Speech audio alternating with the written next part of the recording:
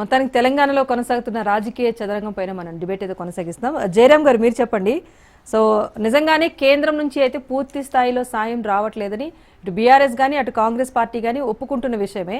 So గతంలో చేసిన అభివృద్ధి పనుల్లో మేము భాగమయ్యామని చెప్పేసి బీజేపీ చెప్తోంది. కానీ ఇక్కడ కిషన్ రెడ్డిని టార్గెట్ చేస్తూ రేవంత్ రెడ్డి గారు అంతలా మాటలు అంటున్నా కూడా బీజేపీ నేతలు కూడా ఎవరు స్పందించలేకపోయిన అంశాన్ని మనం ఇక్కడ ఆలోచించాలి.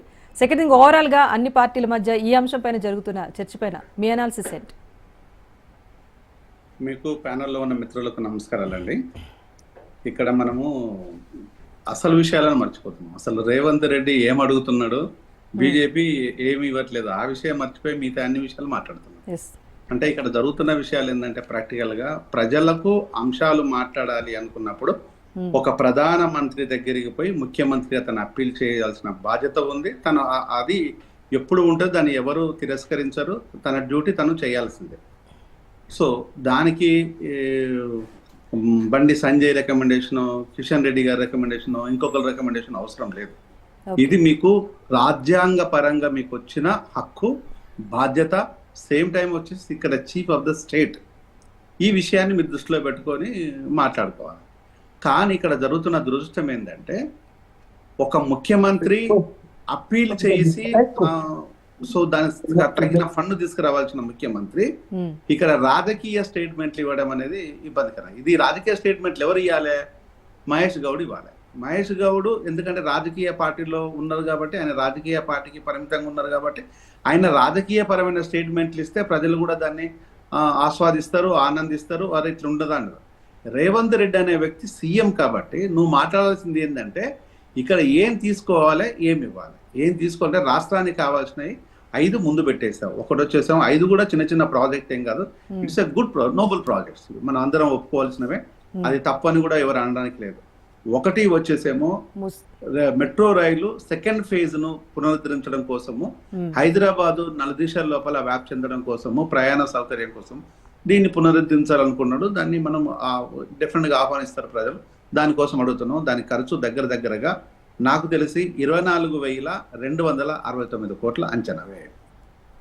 నెక్స్ట్ వచ్చేసి RRR. ఏ RRR అయితే అనుకుంటామో RRR కోసం 34,367 కోట్లు. నెక్స్ట్ ఇట్లా 5 ప్రాజెక్టులను నువ్వు తీసుకొని ముఖ్యమంత్రిగా ప్రధానమంత్రి దగ్గరికి వెళ్ళావు. అంతవరకు బాగానే ఉంది. కానీ కిషన్ రెడ్డి రికమెండేషన్ చేస్తే పైసలు వస్తా అనుకోవడం అనేది, అంటే ఒక ముఖ్యమంత్రిగా నీకున్న ప్రయారిటీని ఒక కేంద్ర మంత్రికి ముడిపెట్టడం అనేది ఇది రాజకీయం. ఇది మిగతా వాళ్ళకు అర్థమకపోవచ్చు. కానీ ఇప్పుడు తెలంగాణలో ఉన్న బిడ్డలు తెలివికల వాళ్ళతో పాటు రాజకీయాలతోని ముడిపడిన వాళ్ళే అత్యధికంగా ఉన్నారు అన్న విషయాన్ని మనం చెప్పాల్సిన పని లేదు. అందుకోసమే తెలంగాణ సాధించుకోగలిగాం. కానీ నువ్వు కూడా రాజకీయాలు మళ్ళీ మాట్లాడితే ఇక రేపు నువ్వు తిట్టడము, శాపించడం, శాపనాదాలు పెట్టడం ఇవన్నీ మాట్లాడుకుంటూ పోతే మళ్ళీ కేసీఆర్ గారి మధ్యలో మోడీ గారి మధ్యలో జరిగిన ఇష్యూనే కదా మళ్ళీ మొదలయ్యేది. అంటే ఈరోజు దేనికోసము నువ్వు టార్గెట్ చేయాల్సింది నిజంగా కనుక నువ్వు ఒకవేళ పైసలు రాలేదు, ఇవ్వలేదు, నువ్వు అడగలేదు, ఎందుకు ఇవ్వలేదు అని దాన్ని టార్గెట్ చేస్తే మోడీని టార్గెట్ చేయి. ఎందుకంటే ఈజ్ అ ప్రధానమంత్రి, దేశానికి అధినేత. ఆయన నువ్వు ఒక సీఎంగా నీకు ఆ బాధ్యత ఉంది. మోడీని ఎందుకు టార్గెట్ చేయటం లేదు అనే దాన్ని వచ్చినప్పుడు ఇక్కడ ఒక కన్ఫ్యూజన్ లోపల అసలు విషయాన్ని జనాలు మర్చిపోతారేమో అనుకోవడం తప్పు. ఎందుకు అంటే ఇక్కడ నేను చాలా సందర్భాల్లో చెప్పాను, ఇప్పుడు కూడా చెప్తాను. ఎవరిది వాళ్ళని కాపాడుకోవడం కోసము ఇక్కడ సైడ్ ట్రాక్ చేసి ఓన్లీ కిషన్ రెడ్డి గారి మీద మీరు పడటం వల్ల ఏ ప్రయోజనాన్ని ఆశించారు? ఈ న్యూస్ను ఈ న్యూస్ ఎక్కడి వరకు వస్తుందంటే ఇది నేషనలైజ్ న్యూస్ కాదు, ఇది ఓన్లీ స్టేట్ న్యూసే అవుతుంది. కానీ నీ ప్రయోజనాలు స్టేట్లో కాదు కదా, నేషనల్గా కదా ప్రయోజనాలు కావాల్సింది. అంటే ఎవరిని టార్గెట్ చేయాలి? మోడీని టార్గెట్ చేయాలి. మోడీని టార్గెట్ చేయడం నువ్వెందుకు భయపడుతున్నావు అంటే ఈ భయాలకు అనేక కారణాలు ఉన్నాయి. అన్నదమ్ములు అయి ఉండొచ్చు, కుటుంబ సభ్యులు అయి ఉండొచ్చు, దందాలు అయి ఉండొచ్చు, లేకపోతే రెవెన్యూ లావాదేవీలు ఉండొచ్చు. ఇలాంటివే అప్పుడు కూడా ఆ ప్రభుత్వంలో జరిగిన విషయాలు కూడా ఆ ఇబ్బందులతోనే ఇబ్బంది పడింది. ఇప్పుడు కూడా సేమ్ ఇబ్బంది ఉండదు. అంటే ఇప్పుడు కేంద్రాన్ని టార్గెట్ చేస్తున్నట్లేదు, పక్కింట్లో ఉన్న కిషన్ అన్న టార్గెట్ చేసినట్టు ఉంది. అదే కదా చేసింది. ఇప్పుడు కిషన్ అన్నం చేయడం వల్ల కిషన్ అన్న పోయి ఫైల్ మోసుకెళ్ళేసి మోడీ గారితో నువ్వు సంతకం పెట్టవా నన్ను రాష్ట్రంలోకి రాని అని అడుగుతాడా? ఆయన బీజేపీ కార్యకర్త, కరడుగట్టిన కార్యకర్త. ఆయన డిఫరెంట్గా బీజేపీని సేవ్ చేసుకునే ప్రోగ్రామ్ పెడతాడు. అలాగని చెప్పేసి మోడీ గారి దగ్గర ఫైల్ పూసుకుపోయి నా ప్రజలకు కావాలని అడగాల్సిన అవసరం కూడా లేదు ఆయనకు. ఆ బాధ్యత మీది కదా. మీకు ప్రజలు ఇచ్చింది అధికారికంగా సీఎం హోదా. మీరేం చేస్తున్నారు అని సీఎంగా కాదు, నేను ఆరోపణలు చేస్తున్న ప్రతిపక్ష నేతలాగా మాట్లాడితే ఇవి రాజకీయం కదా. అంటే రాజకీయం చేయాల్సిన వ్యక్తులు రాజకీయాలు చేయకుండా ప్రభుత్వంలో ఉన్న వ్యక్తులు రాజకీయాలు చేస్తే అసహ్యంగా ఉంటుంది. ఇది తెలుసుకోవాల్సింది. మమోహన్ అన్న ఉన్నాడు, ఆయన మాజీ ఎమ్మెల్యే. ఒక ఎమ్మెల్యేగా ఉన్న వ్యక్తి ఈరోజు మీకోసం వచ్చి భుజానేసుకొని మాట్లాడాల్సిన రోజు ఏమొచ్చింది? బొల్ల మల్లన్న ఉన్నాడు, ఒక ఎమ్మెల్యే, బీఆర్ఎస్ కిందకి వచ్చినాడు. అంటే వాళ్ళు కార్యకర్తలుగా వాళ్ళ డ్యూటీ వాళ్ళు చేస్తున్నారు. వాళ్ళ డ్యూటీ వాళ్ళు చేస్తున్నప్పుడు నీ డ్యూటీ చేయాల్సిన పని ఇది కాదు కదా. నువ్వు చేయాల్సిన పని ఏంటి అంటే కాళ్ళు పట్టుకుంటావా, గడ్డం పట్టుకుంటావా, కాలర్ పట్టుకుంటావా? చేయాల్సింది యుద్ధం చేయాల్సింది మోడీతోని. అక్కడికి పోయి చెయ్యి. ఇక్కడ ప్రజలు నీ వెనకాల ఉంటాం, మేము అడుగుతాం. ఇది కాకుండా నిన్ను కాపాడుకోవడం కోసము ఇది నేను తిడుతున్నట్టుగా యాక్ట్ చేస్తా, నువ్వు పడుతున్నట్టు చేయన డ్రామానా ఇదంతా? ఎవరిని నమ్మియాలి ఈ డ్రామాను? నీ లోపాలను కప్పిపుచ్చుకోవడం కోసమేనా? ఇప్పుడు అధికార పార్టీ లోపల 40% కమిషన్ల విషయాన్ని చాలా క్లియర్గా వెళ్ళిపోయింది గ్రౌండ్ రియాలిటీకి. ఈరోజు 40% కమిషన్ లేకపోతే ఏ పని జరగదు. ఈరోజు అదే హాస్పిటాలిటీ అనే ఒక మెడికల్ డాక్టర్ నేను.